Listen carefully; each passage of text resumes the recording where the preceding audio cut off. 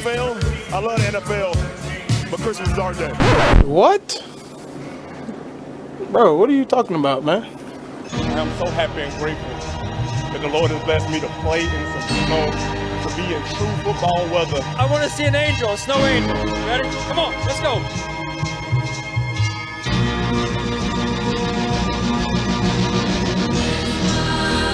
Anyways, guys, shout out to that TikToker for that intro. Again, we had a pretty good day today. As again, Merry Christmas to y'all. We got 3 games to get through. I'll also be giving you guys my reaction to the Pro Bowl picks, which will definitely not be the same rosters by the end of the year. But anyway, guys, it's Christmas. Let's get this thing going. We got 3 games to predict.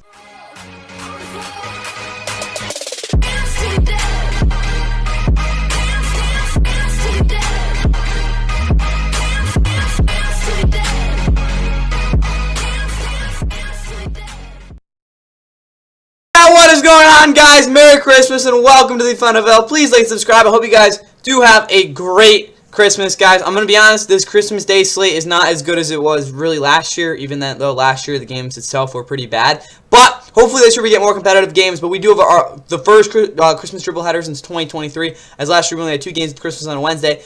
But with Christmas on a Thursday this year, it works out very, very well for this. As you got, I'll give you guys all my picks, everything you need to know for these 3 games.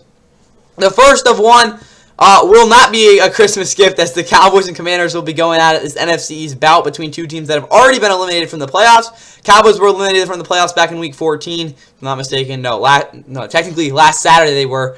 And then the Commanders, who allowed the Cowboys to be eliminated by losing to the Eagles last Saturday, saw their playoff hopes dwindle a while ago. But for the Cowboys to come to this game at 6-8-1, still with an opportunity to finish the season at 500. That's like the same amount of wins as losses, as again exactly 500 to 8-8-1 if they can win their last 2 games. Their last 2 games are here against Commanders, and then they will be, if I'm not mistaken. Wait, when did they play the Giants?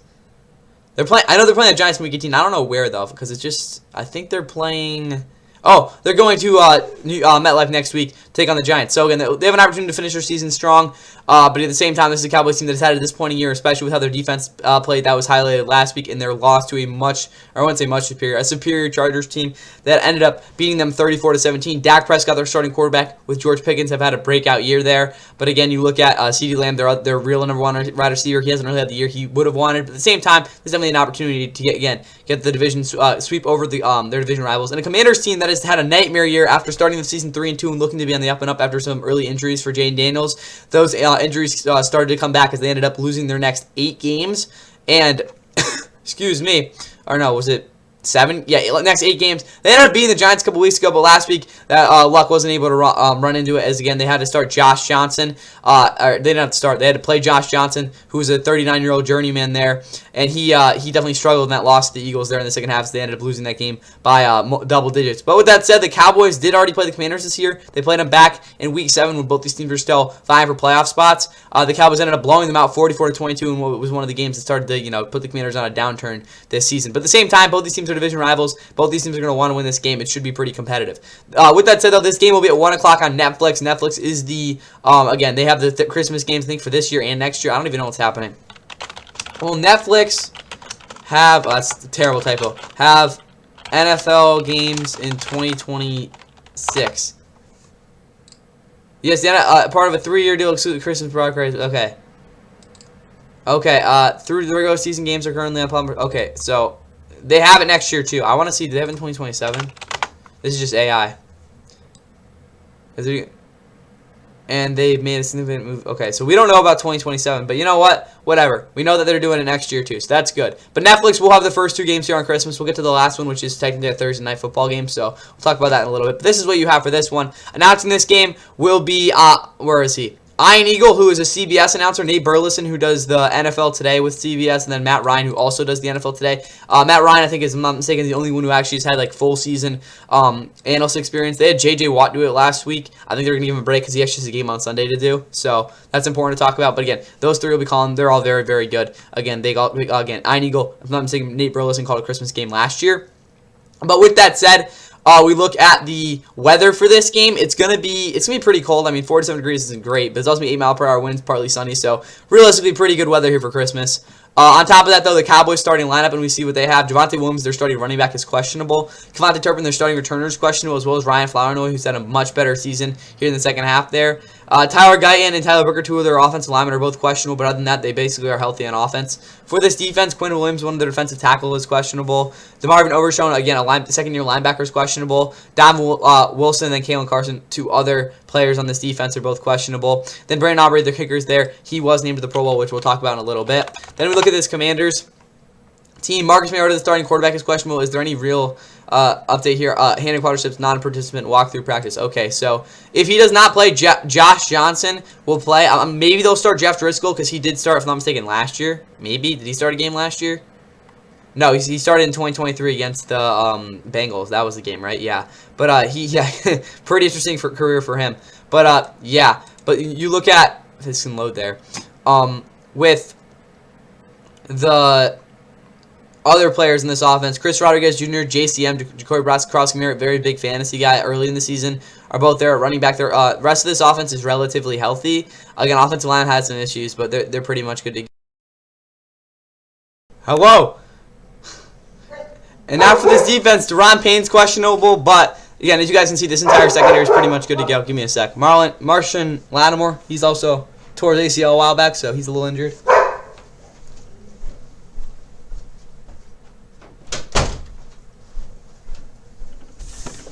All right, back to it. Jake Moody, he's obviously their kicker. He's been interesting this season for them. He's also been interesting with the Niners in the past.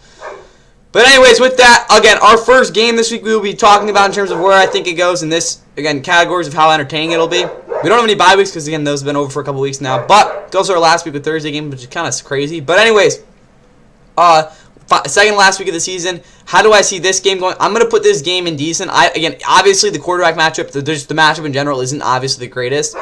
I still think this game will be somewhat close with being a division rivalry, though, so I think it'll go here. Obviously, the game could definitely go down here if you really think about it, but we're going to put it there for now. In terms of what I actually see winning this one, I will see the Cowboys, again, trying to end the season here at 500. I'm going to say they figure this one out. It's definitely going to be a little closer than they would have liked, but I'm going to say they win this one 31-21, and it should be a pretty fun game to watch. That's all I have for you guys here, though. Let's get to our second game of the doubleheader, which is probably the best of the three overall. Alright guys, the middle of the game of this Christmas Day triple header is definitely a pretty fascinating one as the Lions and the Vikings are going to be going at it. The Vikings don't have an opportunity to finish ahead of the Lions in the division despite already being eliminated from the playoff picture as that happened a couple weeks ago. I think it was Week 15 that Sunday night. They were already eliminated. But for this Vikings team, still have a chance to get above 500 as they have found themselves winning 3 straight games after they lost 4 straight. Prior to that 4-game losing streak, they had beaten the Lions in Detroit 27-24, and it was a pretty thrilling game. But nonetheless, this Vikings season has been a little bit all over the place. But again, if you're a Vikings fan, you probably want to finish the season pretty strong. Next, they will host the Lions this week, and again, the Packers next week to end their season. With that said, though, this game's going to be pretty challenging to win because they're playing a desperate Lions team who is going to be praying for the Ravens to beat the Packers as they, again, really need to have that Packers team really dwindle here, and they also need to win out here. That's their only shot at the playoffs right now to try to steal that 7 seed. At the moment, they have a, again, 6% chance to make the playoffs. They're going to be eliminated with a loss here to the Vikings, though, so this is about as big of a game for them as it really comes. Thankfully, though, the pitfall of this team, their defense, won't have to be facing the Vikings starting quarterback. Again, that really doesn't make any much of a difference because J.J. McCarthy has not had a crazy great year, but again, he's been playing better lately, so at least you can say that if you're a Vikings fan. But both of these teams would definitely want to win this game. Vikings trying to knock the Lions out of the playoffs. Lions trying to bounce back from a couple of brutal losses to both the Rams and the Steelers, specifically last week with the Steelers with that crazy last play and the pass interference call on Amon-Ra St. Brown, which would have been a touchdown and a recreation of what they did back in 2021 when it was really the turn up for them in that season, really, again, this franchise's trajectory since that 2021 season. For the Vikings, though, I kind of talked about it, but they did not really have a great performance last week. They were still able to beat the Giants, considering they only gave up 13 net passing yards to that team. But again, their offense didn't really have the best week, so again, they're definitely have to step up in this one. With that said, though, this game will be at 4:30 on Netflix. Again, the second game of their doubleheader here. On top of that, you look at who's going to be announced in this game. You have Noah Eagle, who will be calling 2 games this week after, if I'm not mistaken, not calling a game since week 1 maybe. Drew Brees, and I guess he's the only other one calling this game. I bet there's going to be some reporter, but for the second game here on Netflix on the Christmas doubleheader, that's what you'll be seeing for this one.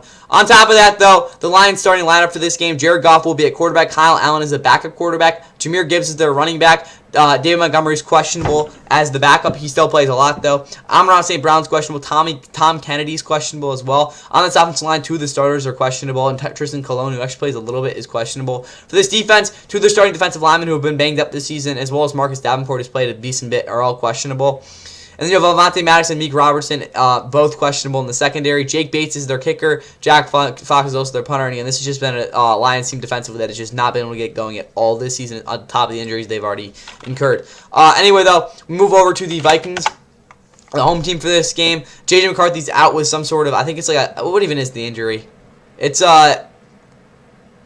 diagnosed with a small hairline fracture. In his right hand. That's what it was. So Max Brosnan will be starting here. He did start back in Week 13. He had a 4-pick game. They got shut out in Seattle in that game. So he's definitely not the greatest performance so far as a rookie. But again, they'll probably be able to manage because he has been. He did play last week. Aaron Jones and Jordan Mason are both questionable. T.J. Hawkinson's questionable. He's at a down year as a starting tight end. He's actually getting a little older now. He's only 28, but He's not as young as he was earlier. Justin Skoll will get an opportunity to start at left tackle. Ryan Kelly, who again might even retire. Do we have any update on that? He's got concussed again. That's third time this season. Michael Jurgens will start though. Again, just prayers for him to be okay. Brian O'Neill's questionable. I don't even know they're going to throw someone at right tackle. That's all I know. Defensively, Javon Hargrave's questionable. Eric Wilson, their starting linebacker, is also questionable. The rest of this defense looks to be somewhat healthy. Again, we'll see how they can adjust in this game because they're going to be facing a lot in this one. Will Rijkaard and Ryan Wright are their kicker and punter. And for how good I think this game is, considering Max Brosnan starting at quarterback, I actually even put this one in decent. Again, not because he's starting, more the fact that I think this game will have some points put up because, again, the Lions defense is one of the worst in the league, really, performance-wise the past couple weeks. And on top of this Vikings team, if I can find them, not having their starting quarterback is definitely an issue, but I still think there's going to be points put up, guys. Could definitely turn this into sort of a garbage time sort of game, but definitely expect a lot of points in this game, so that's what I'm going to put it here. For who actually wins this one, I'm going to say the Lions get up big by the third quarter, but I'm going to say some points are put up late, so at least you get something there. I'm going to actually say the Lions win this one 45-31, a lot of points, I know, but I'm getting a little ambitious, but we're going to go for it. Again, it would be for Lions fans, give them, again, some hope for the rest of the season. But yeah, 45-31 is my prediction in this one. Let's get to the nightcap, which is a pretty big game.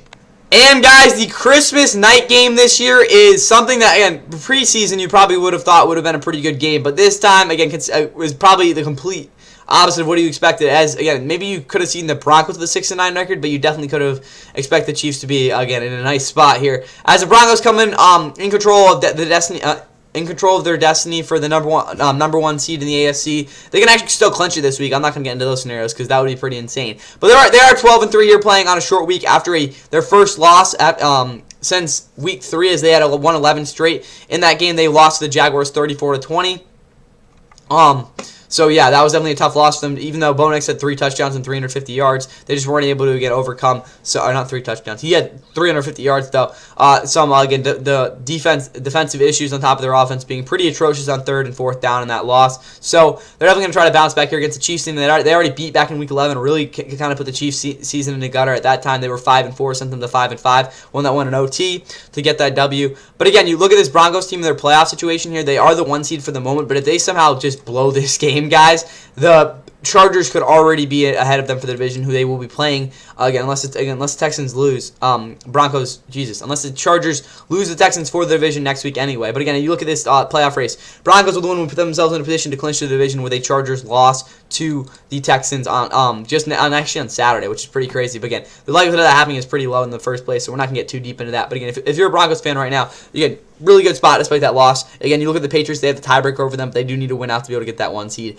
Again, I don't really see the Patriots losing those games. That's what I have on them, though. But for the Broncos, it's definitely a game that they really don't want to slip up against. They're playing a Chiefs team that lost Patrick Mahomes, who torn ACL just a couple weeks ago, saw their playoff hopes come to an official end after, again, in a surreal fashion to the Chargers. And then just last week in a meaningless game against the Titans, they saw their starting backup quarterback Gardner Minshew tear his ACL as well. So I have no idea who they're going to be starting at quarterback in this game. But I'll tell you, it's probably not what they wanted going into the season. They're now 6-9. Again, they have suffered their first losing season since 2012. This is a Chiefs team that is in a situation they have not been in a while. But all we do know is that this roster is not good enough for Patrick Mahomes and this team to be contend next year. That's something for the offseason. We'll see if they can pull off a crazy upset here. This game will be at 8:15 on Amazon Prime Video. Again, Thursday Night Football, the last one for them this year. They won't have a game in Week 18, but they will have a playoff game. So you can get ready for a wild card in a couple weeks. But again, last Thursday night game technically this year. But again, since it's on Christmas night, it's kind of its own thing, which I think is pretty cool. But other than that, guys, the weather for this game, it's going to be 57 degrees, which is a little bit unusual for late December. But it's going to be mostly cloudy. So overall, not too bad conditions for this game. Announcing this game will be the Thursday night crew. So you have, who are we going to say? It's going to be Al Michaels, Kirk Herbstreit, and Kaylee Hartring on the call for this one. And now for the Broncos starting lineup, you guys can see Pat Bryant's questionable. I'm actually shocked he's questionable. He got absolutely blasted on that hospital ball by Bo Nix last week in garbage time. Again, Luke Wattenberg's questionable, but the rest of this offense is healthy. We'll definitely be expecting a better performance than last week. For this defense, also coming off a disappointing performance, Dre Greenlaw's doubtful linebacker. I think he came back last year around Christmas, right? Justin Strnad will start at linebacker, though, so we'll see what he can do. Rest of this defense is relatively healthy. Will Lutz is their kicker. Jeremy Crabshaw is also their punter. Now we move over to the Chiefs and see who's starting at quarterback for them. It looks like Chris Oladokun will be getting the look here. He did not play well at all last week. He's a two-time Super Bowl champ, but I don't know if he's played a lot. Shane Buechele, I don't know who this dude is, but he's been on this team's practice squad for like 3 years. Pacheco coming off a bad week. Kareem Hunt's been their best player on this offense really this entire season. Rashee Rice is questionable. I'd be shocked if he played. Xavier Worthy's had a disappointing season. Hollywood Brown's been pretty bad. Juju has been washed. Tyquan Thornton's really been their only big play throughout. He's questionable for this game, and I don't even think he played last week.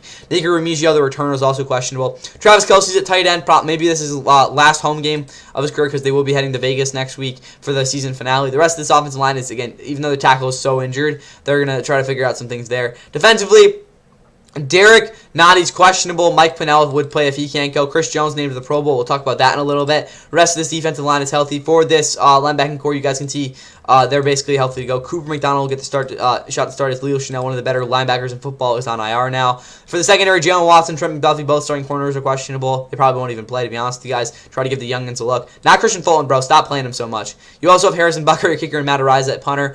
Now, again, wrapping up these Christmas games. Where do I see this one going? I have to put this one in boring, guys. This game is not going to be close. I'm sorry. Like, Chiefs fans, I hope you guys get some competitive spirit here, but you guys are playing for a draft pick right now. I'd be shocked if this game is even close.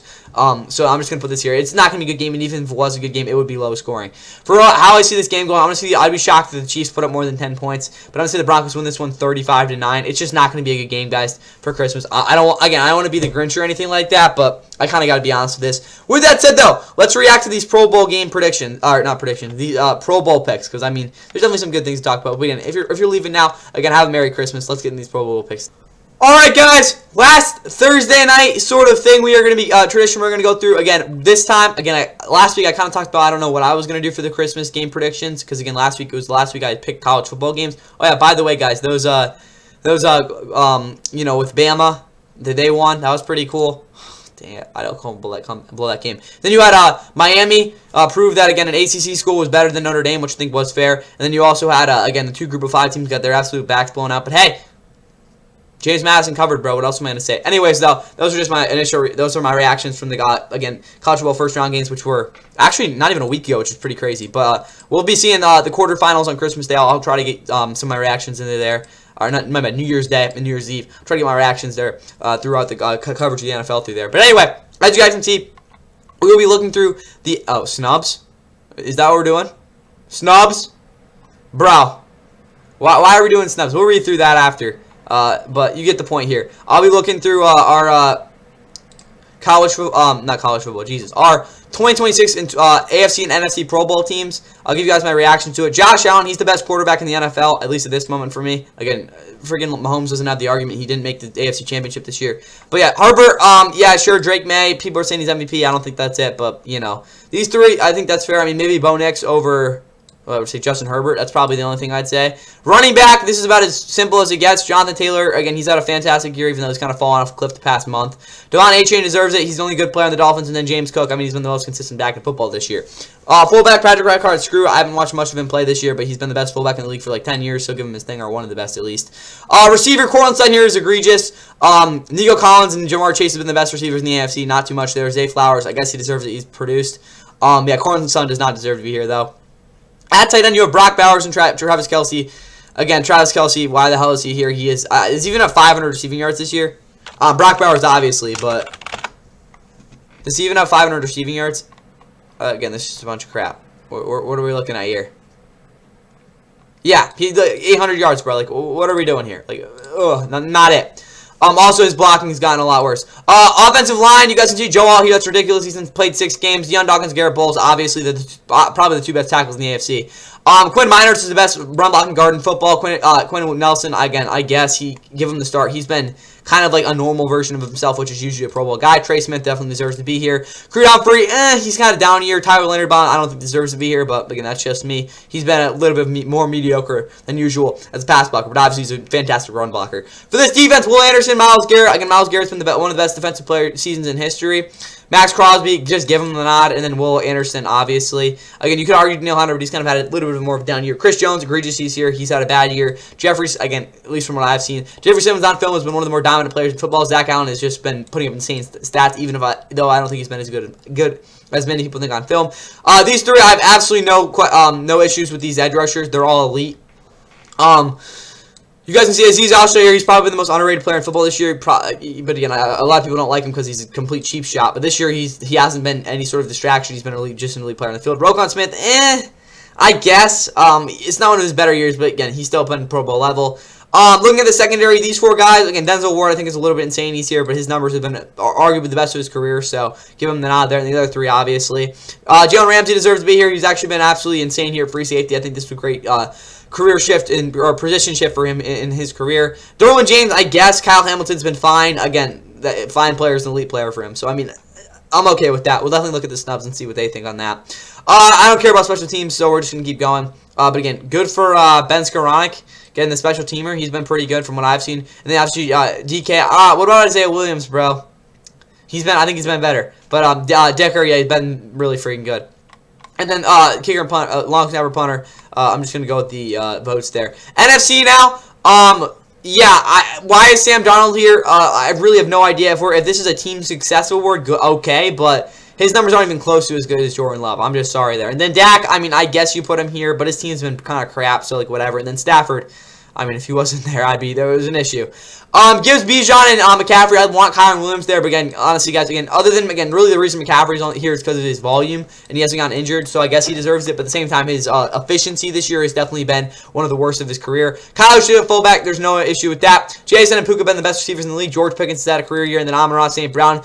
His numbers are just, again, they're too good for me not to keep him here, even though realistically, this hasn't been one of his 2 or 3 best seasons of his career. Tight end, no issues with that. Offensive line, yeah, I'm honestly fine with that. Tristan Wirfs has been the best offensive lineman in football. Penei Sewell, again, a little bit of a down year, but has still been elite. And then Trent Williams, I don't even think he's given up a pressure this year. For the offensive line, Chris Lindstrom has been great. Joe Thuney starting. Again, he's been, if it wasn't Tristan Wirfs, it would be Joe Thuney here.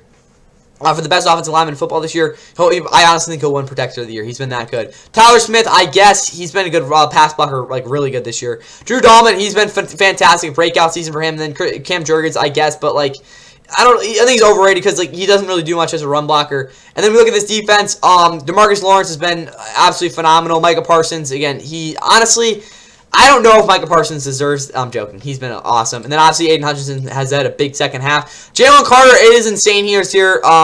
Kobe Turner, the Rams defensive tackle, I'm not trying to be biased here. He's just been a straight up better player this year. Obviously, Jalen Carter is probably the most talented interior defensive lineman in football, but he's not performed to that level. Leonard Williams has definitely. And then Quillen Williams, again, even if he was in the AFC, he'd be here. Edge rushers, Jared Verse and Byron Young. Again, the production just again speaks for itself. And obviously, Jared Verse is the most powerful edge rusher in football outside of Myles Garrett. Brian Burns, the Giants needed somebody, and he obviously it was well deserving there. Zach Bond, Jack Campbell, our linebacker. Jack Campbell, again, he's really been the only good player on the Lions defense outside of Aiden Hutchinson. Zach Bond, I guess, deserves it. His statistics have been really just as good as last year and on film. Even though he's been a little bit slower, has been pretty much fine. Eagles, I don't know if you give both Cooper DeJean and Quinyon Mitchell these, again, accolades here, but again, they both have been great. J.C. Horn definitely deserves it, and then Devon Witherspoon, he's been fantastic. Kevin Byard, I don't know why he's here at free safety. He's really been playing strong safety, but that's just me. Antoine Winfield has been good. Not as good as a Pro Bowl guy, but that's just me. And then Budda Baker definitely deserves it. And then as you guys can see, Brandon Aubrey, obviously kicker. Rashid Shaheed makes sense. And then Luke Gifford, a special teamer. Yeah. Trust White, good for him, I guess. He's definitely had to punt a lot this year. And now for the snubs in this article by Kevin Patra. I don't know who this dude is, but we'll see what he thinks here. Will Riker, kicker. No. This is just stupid. Brandon Aubrey's a freaking better kicker. It's that simple. And even if we're talking about like season statistics, he's still not as good. Like, I don't know what to tell you there. Cam Hayward, low-key, honestly, I think this is definitely a little bit more fair. Again, the EPA per play is just a bunch of bull crap, guys. EPA per play I like a lot. It's just there's a lot of like individual statistics. I think it's very, very hard to like conceptualize it to that sort of level. But Cam Hayward, I understand his Pro Bowl not. Again, him trying to get in the Pro Bowl, he'll probably get it anyway. But yeah, it's kind of tough for me to give it because at least like the numbers and like the way he's been on film, he hasn't been as dominant as those other three guys.